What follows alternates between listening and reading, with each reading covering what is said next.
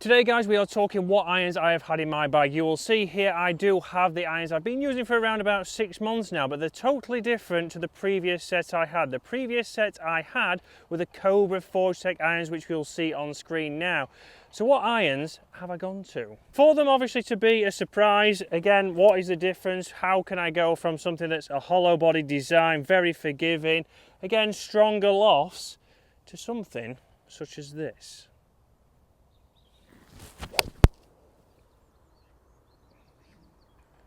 And we've got some forgiveness there, because you'll see not the best strike I've ever hit on the first tee, but that's what we always do. But let's talk what irons these are. So guys, as I mentioned there, I was previously using the Cobra Forge Tech irons, which I did really enjoy. Obviously a great club, nice and forgiving, a little bit stronger lofts, but more importantly over the ball, I was confident with those. I wasn't playing the best, I wasn't hitting the ball great, but those irons allowed me to enjoy my golf a little bit more.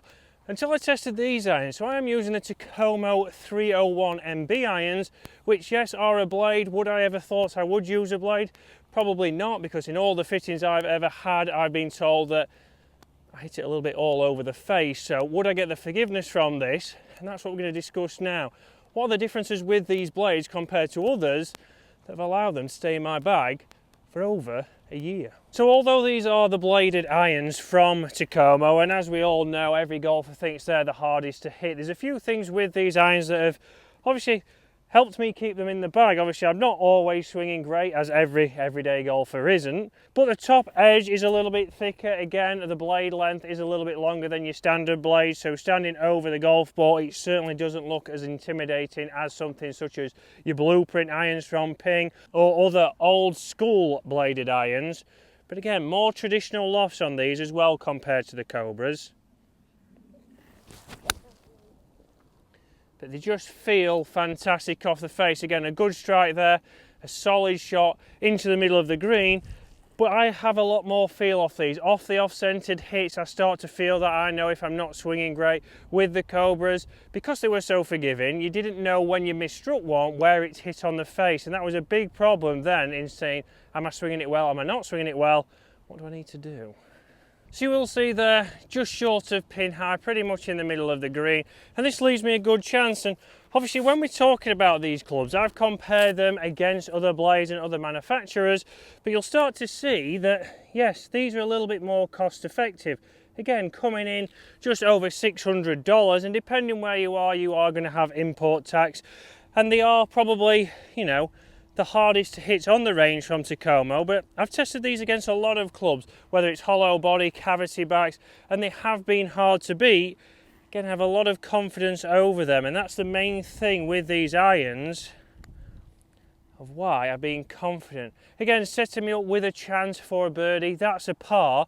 Let's now talk about the longer irons. Yes, hit that 4-iron, which again, I didn't strike perfectly off the first tee, but I was able to hit a mid-iron into this green. But there's a couple of other things on there that Tacomo have done to make them a little bit more user-friendly for the everyday golfer, and that's what I've started to see. I see a lot more golfers saying, oh, I've got the 301 MBs. It's very rare that I see a 15 handicap up to a 20 handicap or even higher saying, oh yeah, I've got blueprint Pings or I've got Titleist MBs. And that's one big thing that Tacomo have ticked a box with here, that open it to everybody. Again, a premium product, a forged head, KBS shafts, Lampkin grips, premium components for half the price. So you can see here we've got a little bit of a wider sole, so comparing this to your traditional blades, it's a little bit thicker, and what that's going to do for us is get a little bit better interaction with the ground. So if you are a little bit steeper on the golf ball, this is working as effectively as a little bit of bounce. It's going to get you through the turf, it's going to stop that club from digging down as much, and that's exactly what we want from a club. Yes, we've got a blade, but we've got a little bit of forgiveness, we've got that thicker top edge, so it starts to look more like a club that you would put in your golf bag and not be too scared about hitting. And one big thing for me with this 4-iron is it's given me a lot of confidence off the tee. Would I have thought I'd have a 4-iron in this? Maybe I thought I might have a split set and change to some CBs in the longer clubs to make it easier, but I've been able to fly it this high, fly it this low and have control. That's then given me the ability to be able to change some things at the top end of my bag, which is why that 5-wood has been put in there, which you'll have seen a couple of weeks ago. But also at the bottom end of the bag, with the pitching wedge being a lot more standard at 47 degrees, that's allowed me to get a little bit of a different setup with my wedges where I feel a little bit more confident. Again, I'll try and play a low one here, nicely up this par 5.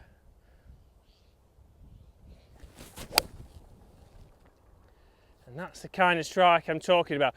Nice and low, a controlled ball flight just up the right hand side there, but that was a solid strike. Nice ball flight, nice compression, and that should put me in good position. Now, in a time where everything is a little bit more about cost of living and being more affordable, that's where these clubs obviously take their own. So obviously a little bit cheaper than, or nearly half price than most premium brands, but for me, obviously, when we are golfing, we are thinking a lot of it, right, how does it look in my golf bag? That's one big thing that obviously people take into account. How does a golf club look behind the ball? Then from there, how does it feel? So how does it feel? If off-centered strikes, is it starting to feel terrible? Is it starting to sound clicky? Is it starting to feel like you don't have any confidence in those? But then obviously it is down to performance, and that's one big thing obviously we've seen with these clubs. I found it very hard to find clubs that outperform these Tacomos, and yes, I've tried all the irons, I've tried the T150s, I've tried the Callaway Apex, I've tried the Mizuno JPX range, and this is where obviously it's trying to get something that suits you. Yes, cost effective, but does it perform? And very interesting here, Tacomo as a brand obviously have kind of changed the face of the game. So by the title you see, has it revolutionized the game? Well, a lot of the bigger brands now are going to go straight to consumer, so you are going to be able to go onto their website, purchase clubs, go through your selection process just like you can on Tacomo. That's very interesting for me. That's taking it maybe away from the shops. Is that taking it away from fittings? Or will you still have your fittings, but then you know you can go away and when you're ready you can buy them online? Comment below, guys. Is that a good thing? Is that something you would like to see from the bigger brands? We know obviously it's one of the big things that's helped Tacomo, and they've certainly changed the way people are thinking.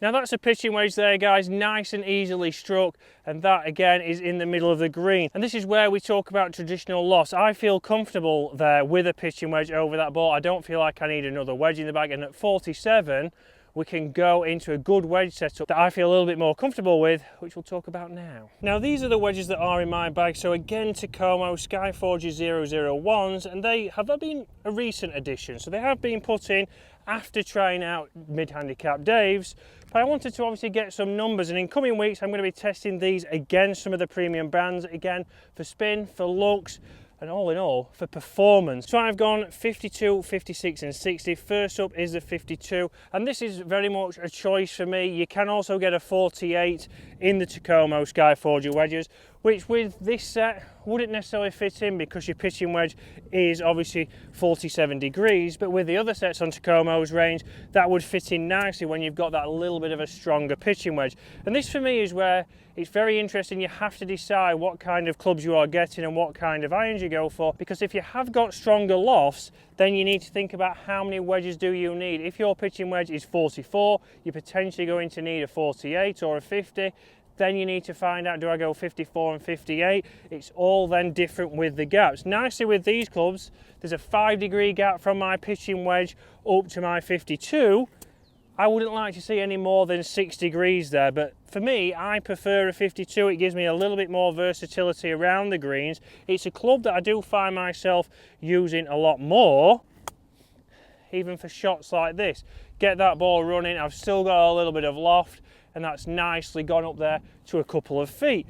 I then drop down to a 56, always pick up the wrong one. I then drop down to a 56, which has 12 degrees of bounce, and this is one that I use a lot around the edge of the green. If I'm in that little bit of rough, if I'm trying to get a ball to pop up, I've got a little bit more bounce here. I feel like I can obviously get some good control. Again, shape-wise, which I'll show you shortly on screen, you can see they're a little bit more rounded on a leading edge, but that for me was something that took a little bit of getting used to, but then it's all down to performance. Can I get those to perform? You'll see there, just ran through the back, pretty good strike, but consistent, a nice consistent ball flight, a nice consistent strike. Then finally up is the 60. The 60 degree for me looks even more round, but like I said, I've got used to that. You can see that Tacomo have done a few things with these wedges. You see in the 60 here, it's a little bit thicker towards the top of that club. And again, that's to change the centre of gravity. That's to help us with more longer shots, being able to fly this, get that ball coming out lower with a little bit more spin. But even around the edge of the green, I can get this 60, I can feel like I can put it back in my stance, I can play a low one. And that just checked up nicely on that second bounce. If that flag was a little bit shorter, it's a club that I can use. So guys, that is my what's in the bag with my irons and wedges. We've got a putter that has been changed recently also, so we're going to be going through that, why I've changed, what putters you should be looking at in the coming weeks, in the coming months. There's going to be a big release from Callaway from Toulon soon. Be very interesting to show you that. But guys, comment below, what kind of irons are you using? Why did you go for that set? And as a result, what wedges did you buy to get the perfect setup to help you lower your scores?